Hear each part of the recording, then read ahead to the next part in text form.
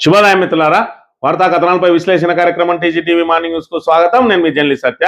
ముందుగా ప్రధాన పత్రికల్లోని వార్తా కథనాలను కనుక పరిశీలించినట్లయితే, వేసవి ప్రారంభం కావడంతో రైతులకు నీటి కష్టాలు మొదలైనవి.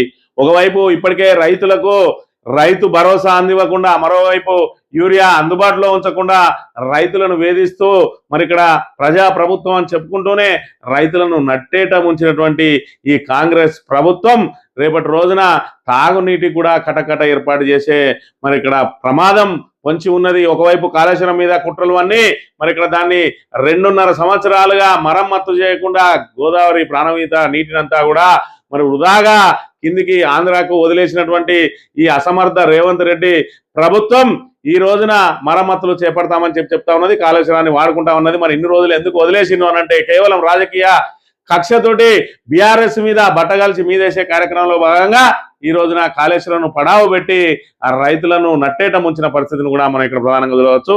ఇక యుద్ధం ఏదైతే ఆ అమెరికా, ఇజ్రాయెల్, అదేవిధంగా ఇరాన్ మధ్య యుద్ధం జరుగుతా ఉన్నదో ఆ యుద్ధానికి సంబంధించి భారత్ మీద మరి నెమ్మదిగా ప్రభావం ప్రారంభమైంది. ఇప్పటికే గ్యాస్ సిలిండర్ల మీద మరి ఏదైతే ఆ ధర పెంపు ప్రారంభమైంది, గ్యాస్ బాధుడు మొదలైంది. అదేవిధంగా రేపటి రోజున డీజిల్, పెట్రోల్ ధరలు కూడా విపరీతంగా పెరిగే అవకాశం ఉన్నదని కూడా చెప్పక తప్పదు. ఇక మంథని నియోజకవర్గానికి సంబంధించి వార్తలను కనుక పరిశీలించినట్లయితే, ముందుగా మరి ఇక్కడ మంథని నియోజకవర్గంలో మొన్నటి రోజున విడుదలైనటువంటి సివిల్స్ ఫలితాల్లో తెలంగాణలోనే నెంబర్ 1 గా నిలిచింది.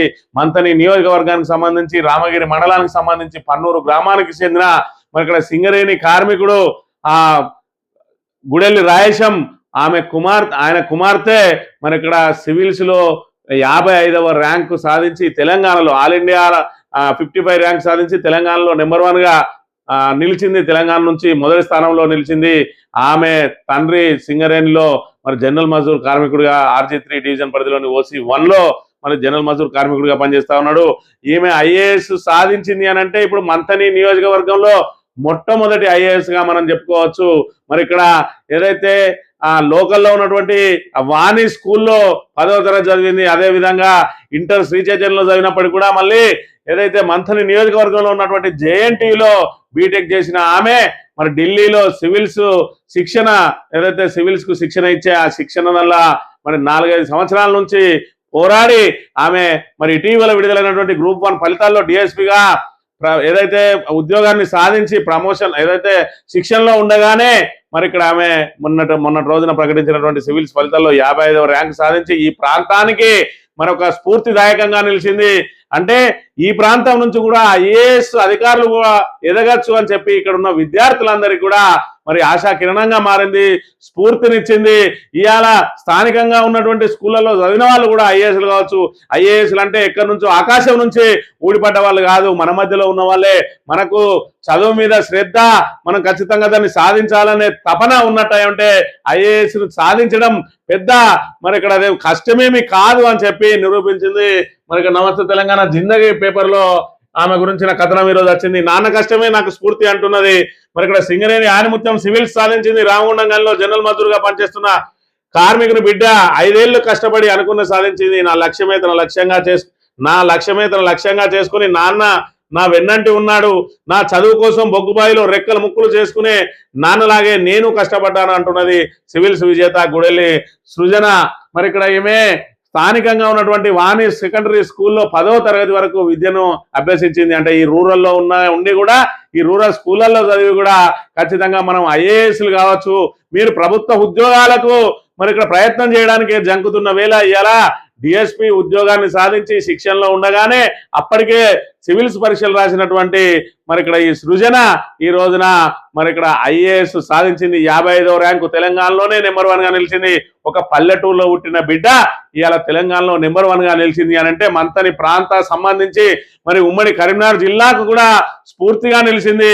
ఇలా ఆమెను చూసి ప్రతి ఒక్కరు కూడా మరి ఇక్కడ మేమెందుకు ఐఏఎస్లు కాకూడదు, మేమెందుకు ఐపీఎస్లు కాకూడదు, మేమెందుకు డిఎస్పీలు కాకూడదు, మేమెందుకు ఆర్డీఓలు కాకూడదు, మేమెందుకు ఎంఆర్ఓలు కాకూడదు అని చెప్పి మరి అందరు కూడా ఏదైతే కష్టపడితే ఖచ్చితంగా మనం లక్ష్యాన్ని చేరవచ్చు అని చెప్పి ఆమె నిరూపించి చూపించింది. ఈ రోజున ఒక ఉద్యోగం కాదు, ఏకంగా మొన్ననే డిఎస్పీ మరి ఇప్పుడు వెంటనే ఐఏఎస్ కు ప్రమోట్ అయింది అని అంటే మరి ఆమె చిత్తశుద్ధి, అదే విధంగా వాళ్ళ అమ్మా నాన్నలు ఏ విధంగా అయితే కష్టపడి పెంచిండ్రో మరి అదే విధంగా లక్ష్యాన్ని ఛేదించడానికి ఆమె ఎంచుకున్న మార్గాలు, మరి అదే విధంగా కష్టపడే తత్వం ఇవాళ ఆమెను మరి ఇక్కడ తెలంగాణలోనే నెంబర్ 1 గా నిలిపింది. ఖచ్చితంగా మంతని నియోజకవర్గ మరి ఇక్కడ ఏదైతే విద్యార్థులు ఉన్నారో ఆ విద్యార్థులందరికీ కూడా స్ఫూర్తిదాయకంగా నిలిచింది.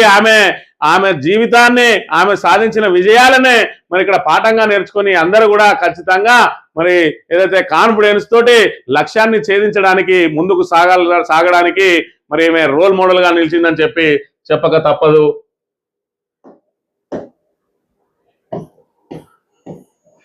ఇదే మంథని నియోజకవర్గానికి సంబంధించి మరి ఇక్కడ బొల్లపల్లి సంతోష్ అని చెప్పి మరి గత సంవత్సరం జూలై 7వ తేదీన ఆయన మీద కత్తులతోటి దాడి జరిగింది. ఆ దుండగులు ఎవరైతే ఉన్నారో ఇప్పటి వరకు కూడా పట్టుబడలేదు. మరి ఇక్కడ ఆ పట్టుబడలేదు సరికదా, ఆయన ఇప్పటికే తన ఆవేదనను వ్యక్తం చేస్తా ఉన్నాడు. తనను చంపడానికి కూడా ప్రయత్నం చేస్తా ఉన్నారు అని చెప్పి కూడా ఆయన సిపికి కూడా లెటర్లు ఇవ్వడం జరిగింది. ఇక్కడ కత్తులతో పొడిపించి నేటికి 158 రోజులైందని చెప్పి నవంబర్ 14వ తేదీన ఆయన ఫేస్బుక్ లో పోస్ట్ పెట్టడం జరిగింది. దాంతో పాటు ఇక్కడ ఈయన మీద ఏ విధంగా అయితే దాడి జరిగిందో దానికి సంబంధించిన వార్తా కథనాలు కూడా వచ్చినాయి. సంతోష్ పై కాంగ్రెస్ పార్టీకి చెందిన కొంతమంది వ్యక్తులు కత్తులు కర్రలతో దాడి చేశారు. సంతోష్ ప్రస్తుతం గోదావరి పెద్దపల్లి జిల్లా మంతని దానికి సంబంధించి ఇప్పటి వరకు కూడా మరి ఎలాంటి చర్యలు అయితే చేపట్టలేదు.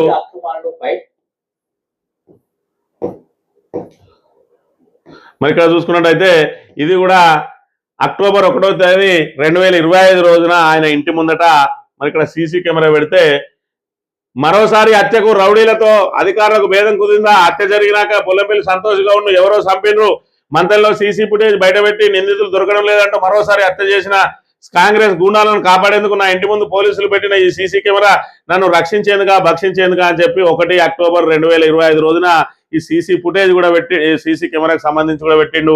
అంటే నాకు థ్రెట్ ఉన్నది, నన్ను చంపడానికి ప్రయత్నం చేస్తా ఉన్నారు, ఆల్రెడీ నా మీద దాడి జరిగిందని చెప్పి ఈయన దగ్గర నుంచి మరి ఏదైతే ఫిర్యాదు తీసుకోకుండానే థర్డ్ పర్సన్ ఎవరైతే ఇచ్చిండో ఈయన వెంట ఉండే వ్యక్తి ఆయనతోటి తీసుకొని దుండగులను రక్షించే ప్రయత్నం చేసిరని చెప్పి ఇప్పటికే సంతోష్ గౌడ్ ఆరోపణలు చేస్తా ఉంటే మరి ఆ ఎవరైతే హత్యా ప్రయత్నం చేసిరో వాళ్ళు ఇప్పటి వరకు పట్టుబడలే కానీ మరి నిన్నటి రోజున సంతోష్ ఇంటి మీద మళ్ళీ దాడి జరిగింది. మరి ఇక్కడ ఆయన స్కార్పియో ఏదైతే ఉన్నదో దాన్ని మరి ఆ దుండగులు వచ్చి మరి దాని మీద దాడి చేసి రాళ్లతోటి దాడి చేసి అదే విధంగా ఆయన ఇంటి మీద పెట్రోల్ పోసి తగలబెట్టే ప్రయత్నం చేసిండు. ఆయన లేచి మరి ఇక్కడ వీడియో తీయడంతో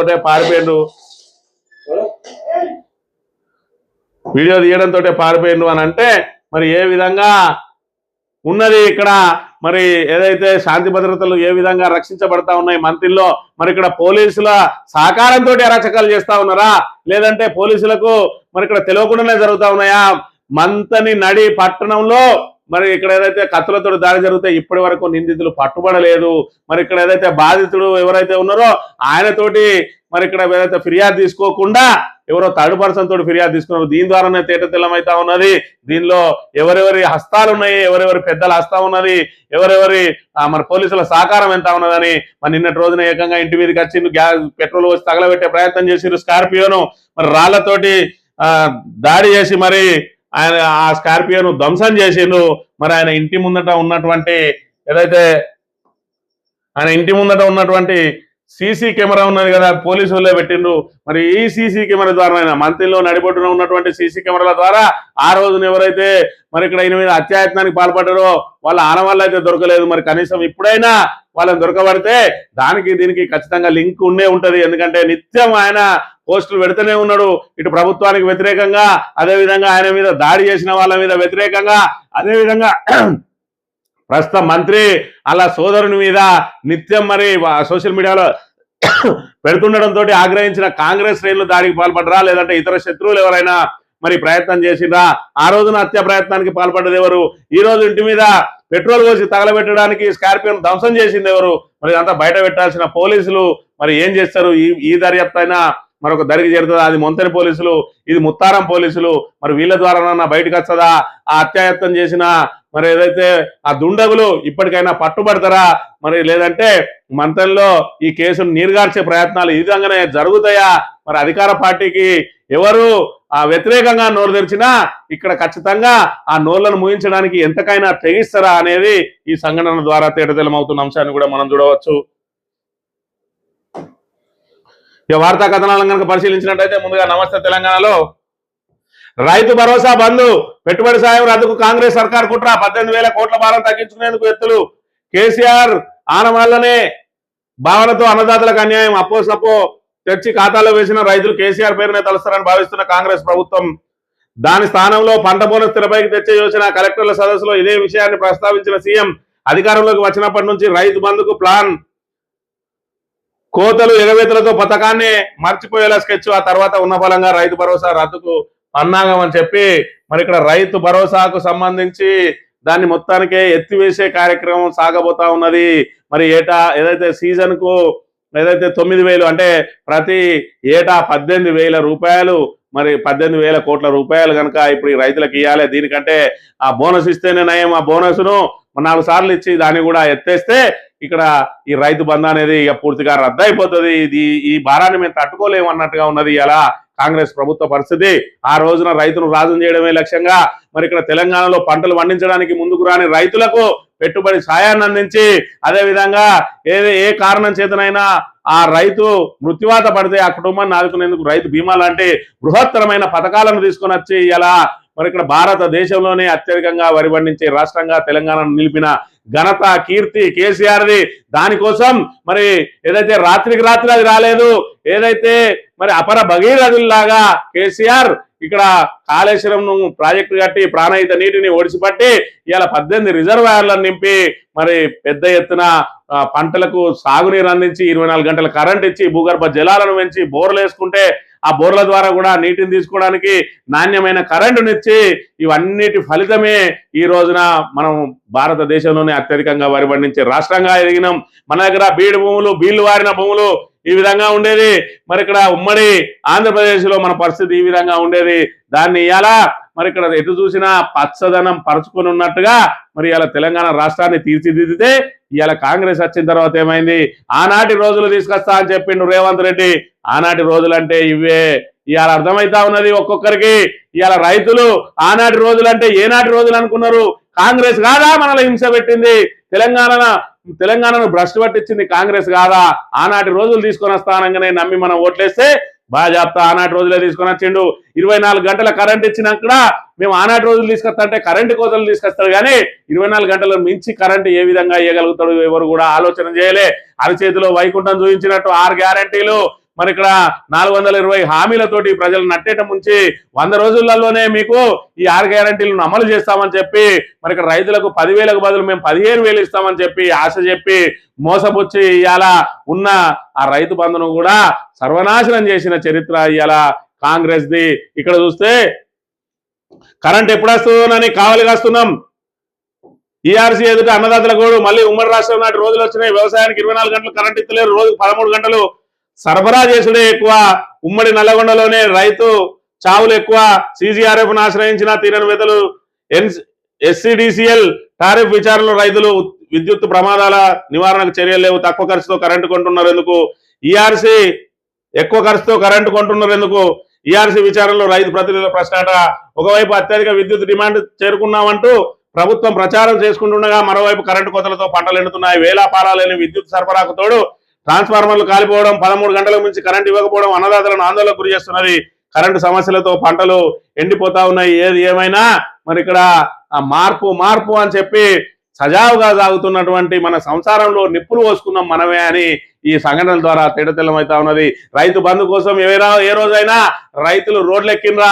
ఇవాళ చూసుకున్నట్టయితే పెండింగ్ పెట్టిన రైతు భరోసాకు కాంగ్రెస్ ప్రభుత్వం వెంటనే విడుదల చేయాలని డిమాండ్ చేస్తూ పలు జిల్లాల్లో రైతులు ఆందోళనకు దిగిన. శుక్రవారం సిద్దిపేట జిల్లా నంగనూరు మండల కేంద్రంలో తహసీల్దార్ కార్యాలయం ఎదుట ధర్నా చేస్తా ఉన్నారు. మరి ఇక్కడ ఎవరు కూడా అడగలే రైతు బంధు పథకం కావాలి అని కేసీఆర్ కూడా మేనిఫెస్టోలో పెట్టింది కాదు అది. మరి ఇక్కడ ఏదైతే మన తెలంగాణను బంగారు తెలంగాణగా మార్చుకోవాలి, మనం ఆదాయంగా పెంచుకోవాలి. ఇవాళ మరి రాష్ట్రానికి కానీ దేశానికి కానీ ప్రధాన ఆదాయ వనరు ఏదైతే ఉన్నది అని అంటే అది ఖచ్చితంగా వ్యవసాయమే. ఆ వ్యవసాయాన్ని గాడిలో పడేయాలనంటే ఇవాళ రైతుకు ఖచ్చితంగా ఏదో రకంగా మనం చేయూతను అందియాలని చెప్పి అనేక మరి దాని మీద సమీక్షల అనంతరం మరి నగదు సహాయమే వాళ్ళకు ఉపయోగపడుతుంది. ఎరువులు కొనుక్కునే వాళ్ళు ఎరువులు కొనుక్కుంటారు, దున్నటానికి పెట్టిన వాళ్ళు దున్నటానికి పెట్టుకుంటారు. మరి ఇక్కడ ఏదంటే ఆ నాట్లు వేసే వాళ్ళ కోసమో కలుపు తీసే వాళ్ళ కోసమో ఈ డబ్బులు ఉపయోగపడతాయి అని చెప్పి మరి ఇక్కడ ప్రతి సీజన్కు 5,000 మరి ఎకరానికి 5,000 రూపాయల పంట సహాయం అందించిండు ప్రతి సీజన్కు. మరి ఇవాళ 2 సీజన్లకే ఇస్తాడు సన్నాసి, 3వ సీజన్కి ఎవరు ఇస్తాడని చెప్పి మాట్లాడిన పెద్ద మనిషి ఇవాళ 3 సీజన్ల నుంచి ఎగ్గొట్టుకుంటూ వస్తా ఉన్నాడు. ఇవాళ రైతులను నట్టేట ముంచి రైతు భరోసా కోసం కూడా ఇవాళ రోడ్లెక్కే దుస్థితిని తీసుకొని వచ్చిండు. ఆ రోజున నాట్లప్పుడే టింగ్ టింగ్ టింగ్ అని రైతుల ఖాతాల్లో పడి మరి SMS వచ్చేది. ఇవాళ బోరున విలపించినా కూడా వాళ్లకు రూపాయి వేసిన నాదుడే లేడు అనే విషయాన్ని మరి ఇక్కడ మనందరం చూడవచ్చు. ఇరాన్ అమెరికా D&D అమెరికా థార్ రాడార్ సిస్టమ్ ను పేల్చేసిన ఇరాన్ సైన్యం గల్ఫ్ దేశాలకు ఇరాన్ అధ్యక్షుడు మసాద్ క్షమాపణ ప్రత్యక్ష దాడికి దిగితే మాత్రం ఊరుకోమని హెచ్చరిక. దుబాయ్ అంతర్జాతీయ విమానాశ్రయంపై డ్రోన్ అటాక్ అని చెప్పి మరి ఇక్కడ సౌదీ అరేబియా దేశాల మీద మరి అరబ్ దేశాల మీద ఇరాన్ ఏదైతే దాడులకు పాల్పడ్డదో మరి దానికి క్షమాపణ చెప్పిందట ఇరాను. మరి ఇన్ని రోజులు మీ మీద దాడి చేయడం అనే దానికి మేము చింతిస్తా ఉన్నాం. ఎందుకంటే అమెరికా మీ దేశాలను కేంద్రంగా చేసుకుని అక్కడ సైనిక స్థావరాలను పెట్టి మా మీద దాడులకు పాల్పడుతూ ఉన్నది కాబట్టి తప్పనిసరి పరిస్థితుల్లో మీ మీద దాడులు చేయాల్సి వచ్చింది. ఇకపై మీ మీద దాడులు చేయం, కానీ మీరు దాడులు చేస్తే మాత్రం ఖచ్చితంగా ఎదురు దాడి చేస్తామని చెప్పి ఇరాన్ దేశమే ఇప్పుడు ఆత్మాహుతి దేశంగా మారబోతా ఉన్నది. మేము చావడం ఖాయం, ఖచ్చితంగా మా చావుకు ఎవరైతే మరి అమెరికా ఇజ్రాయెల్కు సహకరిస్తున్నారో వాళ్ళను కూడా వదిలిపెట్టేది లేదు అని చెప్పి మరి వార్నింగ్ ఇచ్చినట్టుగా ఉన్నది ఇరాన్ పరిస్థితి అనే విషయాన్ని మనం ఇక్కడ గమనించాలి. ఈ HCA నిధులు ఏవైతే మరి ఇక్కడ విశాఖ ట్రస్ట్ కు బదిలీ అయినాయి 69 కోట్లు, దాని మీద పెద్ద ఎత్తున దుమారమే రేగుతా ఉన్నది. CID విచారణ మరి సీక్రెట్ గా విచారణ జరుగుతా ఉన్నట్టుగా ఇక్కడ వార్తా కథనాన్ని చూడవచ్చు. ఇక ఇంటర్ టు ఎనీ డిగ్రీ అట, ఇంటర్కి వచ్చిన వాళ్ళకు మరో 10 కొత్త కోర్సులు పెట్టిండ్రు. ఎవరైనా మరి ఇంటర్ చదివిన వాళ్ళు ఎవరైనా కూడా ఏ డిగ్రీలో అయినా చేరడానికి మరి ఇక్కడ వెసులుబాటు కల్పించిండ్రు అని చెప్పి చెప్తున్న పరిస్థితిని చూడవచ్చు. అదేవిధంగా చూసుకున్నట్టయితే ఆడబిడ్డలకు కేసీఆర్ ఆదరణ, ఆర్థిక స్వావలంబన లక్ష్యంగా సాగాలి, చట్టసభలో మహిళా ప్రాతినిధ్యం పెరగాలి. బీఆర్ఎస్ వర్కింగ్ ప్రెసిడెంట్ కేటీఆర్ అంతర్జాతీయ మహిళా దినోత్సవం ఈ రోజున మరి దీనికి ముందస్తు వేడుకలు నిన్నటి రోజున జరిగినాయి చందానగర్ లో. అక్కడ దానికి సంబంధించి మరి ఇక్కడ బీఆర్ఎస్ ప్రభుత్వం ఆడబిడ్డలకు అండగా నిలవడానికి కళ్యాణ లక్ష్యం లాంటి పథకాన్ని తీసుకొని వచ్చింది. అదే విధంగా చూసుకున్నట్టయితే మరి షీ టీమ్స్ ని తీసుకొని వచ్చి వాళ్ళకు రక్షణ కల్పించింది అని చెప్పి చెప్తున్న పరిస్థితిని కూడా మనం ఇక్కడ చూడవచ్చు. ఈ NOCలు బంద్ అయినాయట, 2 ఏళ్లుగా నిరపేతర పత్రాల జారీ నిలిపివేత, పెండింగ్ లో 1500కు పైగా భూ దరఖాస్తులు, అవన్నీ దొంగ పత్రాలు అంటున్న ప్రభుత్వ పెద్దలు. NOC ఇవ్వద్దని జిల్లా అధికారులకు ఆదేశాలు. ఈ NOCలు అంటే ఏంటి అని అంటే మరి ఆర్మీ నుంచి కానీ అదే విధంగా మావోయిస్టులు లొంగిపోయిన వాళ్ళకి కానీ ఇచ్చే పునరావాస పథకం కింద ఇచ్చేటువంటి భూమి ఏదైతే ఉన్నదో ఆ భూమి అసైన్డ్ భూములను మరి అసైన్డ్ భూమి కింద వాళ్ళకి ఇచ్చేస్తారు. మరి వాళ్ళు 5 ఏళ్ళు 10 ఏళ్ళు దున్నుకున్న తర్వాత వాళ్ళ అవసరాల కోసం అమ్ముకోవడానికి ప్రభుత్వం NOC ఇస్తే వాళ్ళు ఇతరులకు విక్రయించుకోవచ్చు దాన్ని, అది అప్పుడు పట్టాగా మారుతుంది. కానీ ఇప్పటి వరకు కాంగ్రెస్ ప్రభుత్వం వచ్చిన తర్వాత ఏ ఒక్కరికి కూడా NOCలు ఇవ్వకుండా వాళ్ళందరినీ వేధిస్తా ఉన్నది. ఇప్పటికే మరి ఇక్కడ ఏదైతే వాళ్ళు పునరావాసం కోసం తీసుకున్న వాళ్ళు వాళ్ళ అవసరాల కోసమో బిడ్డల పెళ్లిళ్ళకో కొడుకుల పెళ్లిళ్ళ కోసమో చదువుల కోసమో మరి దాన్ని అమ్ముకోవాలనంటే గత ప్రభుత్వాలు వెసులుబాటు కల్పించినాయి, కానీ ఈ ప్రభుత్వం NOCలు ఇవ్వకుండా ఉన్న NOCలను కూడా రద్దు చేసి వేధిస్తా ఉన్నదని చెప్పి చెప్తున్న పరిస్థితిని మనం ఇక్కడ చూడవచ్చు. ఇక బస్తీల జోలికేస్తే ఉద్యమిస్తాం, గాంధీ విగ్రహం కట్టేందుకు బస్తీలను కూల్చాలా, సుందరీకరణ పేరిట ఇల్లు కూల్చేస్తామంటే సహించాం, బస్తీ జేఏసీ రౌండ్ టేబుల్ సమావేశంలో వక్తల ఆగ్రహం అని చెప్పి మరి ఇక్కడ గాంధీ సరోవర్ పేరిట మూసీ నది ఒడ్డున గాంధీ విగ్రహాన్ని 5,000 కోట్లతో ఏర్పాటు చేయడానికి ఏదైతే రేవంత్ రెడ్డి ప్రభుత్వం ఏర్పాట్లు చేస్తా ఉన్నదో అక్కడ పెద్ద పెద్ద అపార్ట్మెంట్లను చుట్టూ ఉన్న ఇండ్లను కూల్చేసి ఈ విగ్రహాన్ని పెట్టాల్సినంత అవసరం ఏమొచ్చింది, బస్తీలను కూల్స్తే సహించేది లేదు అని చెప్పి వాళ్ళైతే మరి పెద్ద ఎత్తున పోరుబాట పడుతున్న పరిస్థితిని మనం ఇక్కడ చూడాలి. ఇక గాడిదలను పెంచండి, 50% రాయితీతో 50 లక్షల రుణం ఇస్తారట కేంద్ర ప్రభుత్వం. కొత్త పథకం గాడిదలను పెంచుంది, 50 లక్షలు ఇస్తాం, మీకు ఉద్యోగాలు ఇవ్వలేము కానీ గాడిదలను మాత్రం పెంచుకొని మరి గతంలో కేసీఆర్ ఏదైతే కుల వృత్తులను మరి ప్రోత్సహించడానికి వాళ్ళకి పనిముట్లు కానీ వాళ్ళకి సంబంధించిన లోన్లు కానీ ఏవైతే ఇస్తే మనలా ఏదైతే మన గౌన్లలో తాళెక్కోవాలని మరి ఇక్కడ శాలలు బట్టలు వేసుకోవాలని చెప్పి మనల్ని అక్కడనే ఆపిండు అని రేవంత్ రెడ్డి పెద్ద ఎత్తున విమర్శలు చేసిండు. మరి వాళ్ళ పెద్దన్న ఏకంగా గాడిదలనే పెంచుకోమంటాడు. దీని మీద మరి రేవంత్ రెడ్డి ఆ గాడిదల మీద ఏం చెప్తాడో మరి ఎదురు చూడాలి. సాక్షి దినపత్రిక విషయానికి వస్తే, గణపతి లొంగిపోండి, మీ రక్షణ బాధ్యత నాది, హింసతో ఏ సమస్య పరిష్కారం కాదు, 130 మంది మావోయిస్టులు లొంగుబాటు సందర్భంగా సీఎం రేవంత్ రెడ్డి, ఎవరి ప్రాణం పోవద్దన్నదే మా ప్రభుత్వ విధానం, మావోయిస్టులో గణపతి సహా 7 తెలంగాణ వాళ్ళు మిగిలారు, అవకాశం మేరకు నగదు పురస్కారాలు పెంచుతాం, ఇందిరం ఇల్లు, ఇంటి స్థలం ఇస్తాం, మెరుగైన వైద్యం అందించేందుకు ఆరోగ్య భద్రత కార్డు అందిస్తాం, కేసుల ఎత్తివేతపై కమిటీ వేస్తాడట. మరి ఇక్కడ రేవంత్ రెడ్డి ఏమంటా ఉన్నాడంటే, గణపతి లొంగిపోండి, మరి మావోయిస్టు అగ్రనేత గణపతి లొంగుతాడు అని చెప్పి, లొంగిపోతాడు అని చెప్పి ఏదైతే మరి ఇక్కడ వార్తలు వెలువడతా ఉన్నాయో, అదేవిధంగా ఒకవైపు గణపతి ఆల్రెడీ తెలంగాణ పోలీసుల మరి ఆధ్వర్యంలోనే ఉన్నాడు అని చెప్పి కూడా చెప్తున్న పరిస్థితి. మరి ఇక్కడ రేవంత్ రెడ్డి పిలుపు మేరకే లొంగిపోయింది అని చెప్పి ఒక కలరింగ్ చేయడానికి ఏమైనా ఏర్పాట్లు జరుగుతున్నాయేమో కానీ మొత్తానికైతే గణపతి పోలీసుల సంరక్షణనే ఉన్నాడని చెప్పి ఒకవైపు చెప్తా ఉంటే, గణపతి లొంగిపోయినా అని చెప్తా ఉన్నారు. ఇప్పటివరకు అయితే మా దగ్గరికి గణపతి వచ్చిన మరి ఎవరితోటి ఇంకా టచ్ లో లేడంటా ఉన్నాడు. మరి ఇక్కడ ఈయన రేవంత్ రెడ్డిని నమ్మి గణపతి వచ్చిందని చెప్పి రేవంత్ రెడ్డి పరపతి పెంచుకోవడానికి మరి ఏమైనా ప్రయత్నాలు జరుగుతున్నాయో తెలియదు కానీ మొత్తానికైతే నిన్నటి రోజున 130 మంది మావోయిస్టులు లొంగిపోతే వాళ్ళకి ఇందిరమ్మ ఇల్లు ఇస్తారట, ఇందిరమ్మ జాగాలు ఇస్తారట, అదేవిధంగా నిమ్స్లా మరి ఇక్కడ వైద్య సదుపాయం కల్పిస్తాం, అదేవిధంగా మీకు రివార్డులు ఏదైతే తక్కువ ఉన్నది అది మీ జీవనానికి సరిపోదు పెంచడానికి ప్రయత్నం చేస్తా అంటా ఉన్నాడు. ఇవాళ ప్రభుత్వ రిటైర్డ్ మరి అధికారులు ఎవరైతే ఉన్నారో వాళ్ళ బెనిఫిట్స్ ఇవ్వడానికి అయితే అన్న దగ్గర డబ్బులు ఉన్నాయి కానీ ఇక ఇతర అవసరాలు అన్నిటికీ మళ్ళీ ఈయన పోయే వరకు అయితే మనకేం తక్కువనే అంటాడు. ఇక్కడ అధికారుల దగ్గరికి వచ్చినప్పుడు మాత్రం లేక తిప్పలు పడుతుందని చెప్పే పరిస్థితిని కూడా మనం చూడవచ్చు. ఇక విమానాశ్రయాల పడి దాడులు, మంటల్లో టెహ్రాన్ విమానాశ్రయం 16 విమానాలు ధ్వంసం, దుబాయ్ ఎయిర్పోర్ట్ పై ఇరాన్ దాడులు, ఇరాక్ లో సైనిక విమానాశ్రయంపై కూడా మీపై దాడులు చేసినందుకు క్షమించండి, గల్ఫ్ దేశాలకు ఇరాన్ అధ్యక్షుడి విజ్ఞప్తి అని చెప్పి, ఇది ఇరాన్ ఓటమి ప్రకటన అని చెప్పి ఒకవైపు ట్రంప్ చెప్తాడు, ఒకవైపు ఏమో మరి ఇక్కడ అరబ్ దేశాల మీద నేను దాడి చేయాల్సి వచ్చింది క్షమించండి అని చెప్పి ఇరాన్ అధ్యక్షుడు చెప్తా ఉంటే, ఇది ఖచ్చితంగా ఓటమిని అంగీకరించడమే అని చెప్పి ట్రంప్ చెప్తా ఉన్నాడు. ఇక చిరంజీవికి ఎన్టీఆర్ జాతీయ అవార్డు 2025 గద్దర్ చలనచిత్ర అవార్డులను ప్రకటించిన జ్యూరీ అట. ఉత్తమ నటులు నాగ చైతన్య, రష్మిక, ఉత్తమ చిత్రంగా రాజు వెడ్స్ రాంబాయి, కమల్ హాసన్ కు పైడి జయరాజ్ అవార్డు, 19 హైటెక్స్ లో పురస్కారాల ప్రదానం అని చెప్పి మరి ఇక్కడ నంది అవార్డుల స్థానంలో తీసుకొచ్చినటువంటి గద్దర్ చలనచిత్ర అవార్డులలో చిరంజీవికి ఎన్టీఆర్ జాతీయ అవార్డు వచ్చిందని చెప్పి చెప్తున్న పరిస్థితి. ఇక ముందుగానే మండుతున్న ఏప్రిల్లో నమోదు కావాల్సిన ఉష్ణోగ్రతలు ఇప్పుడే రాష్ట్రంలో పలు చోట్ల 40 డిగ్రీల ఉష్ణోగ్రతలు నమోదైనాయి అని చెప్పి చెప్తున్న పరిస్థితి. ఇక మన సిఎస్ రామకృష్ణారావు పదవీ కాలం ఈ నెలాఖరుతోటి ముగిసిపోతున్న సమయంలో సిఎస్ గా జయేష్ రంజన్ వస్తాడా లేకపోతే వికాస్ రాజ్ వస్తాడా అని చెప్పి మరి ఇక్కడ వాళ్ళిద్దరి మధ్య పోటీ ఉన్నట్టుగా చెప్తున్న పరిస్థితిని మనం ఇక్కడ చూడాలి. ఇక వంటకు యుద్ధం మంట, డొమెస్టిక్ సిలిండర్ పై 60, కమర్షియల్ పై 114.5 రూపాయల పెంపు జరిగింది. మరి యుద్ధము సంబంధించిన దాని ప్రభావం అయితే మన మీద నెమ్మదిగా పడతా ఉన్నది. ముందు వంట గ్యాస్ మీద పడ్డది, నెక్స్ట్ డీజిల్ పెట్రోల్ మీద పడుతుంది, డీజిల్ పెట్రోల్ మీద పడితే అది రవాణా ఛార్జీలు పెరుగుతాయి, నిత్యావసర ధరలు కూడా పెరుగుతాయి. మరి ఇక్కడ అన్ని రకాల ధరలు పెరిగే అవకాశం ఉంటుంది. అలా ఆ యుద్ధ ప్రభావం మూలంగానే విషయంగా చూడవచ్చు. ఇక వంటింట్లోకి గ్యాస్ ధరలు పెరిగినాయి అని చెప్పి చెప్తున్న పరిస్థితిని మనం ఇక్కడ గమనించాలి. ఇక మిగిలిన మావోయిస్టులంతా కూడా జనంలోకి రావాలని పిలుపునిచ్చిన రేవంత్ రెడ్డి.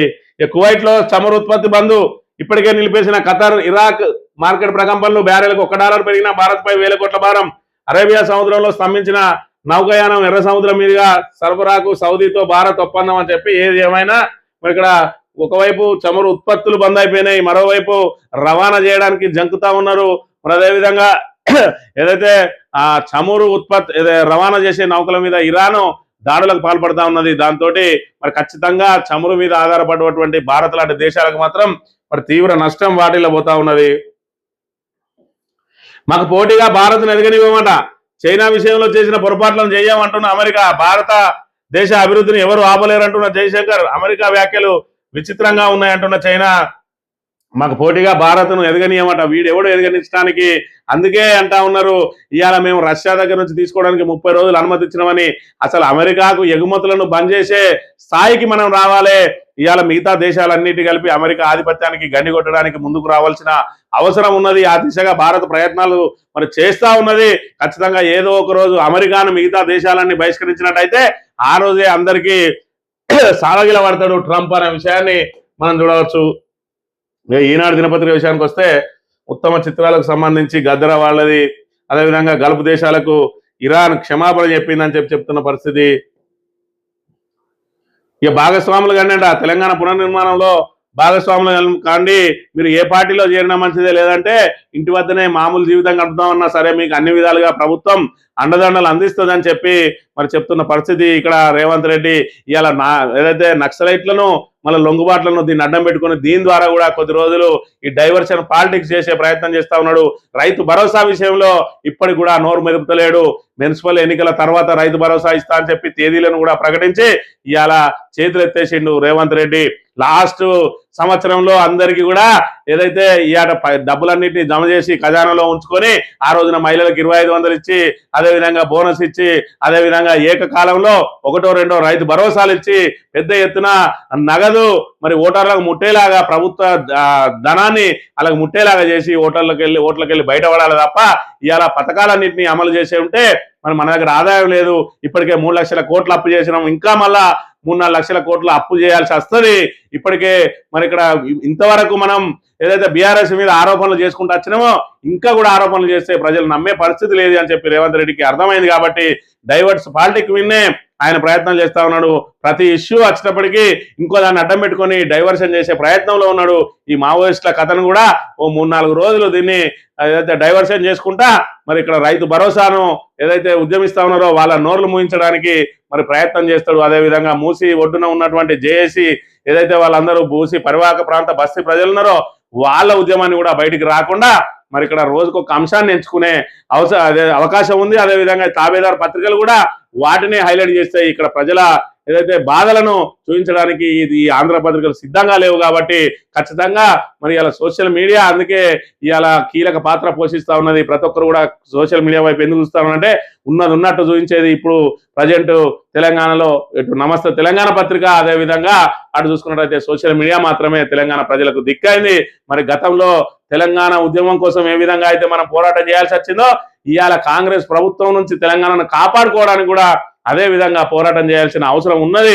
ఇదంతా అందరూ గమనించాలని కోరుతూ ఇది ఈ రోజు మార్నింగ్ న్యూస్. తిరిగి వెళ్తాం. Thank you very much.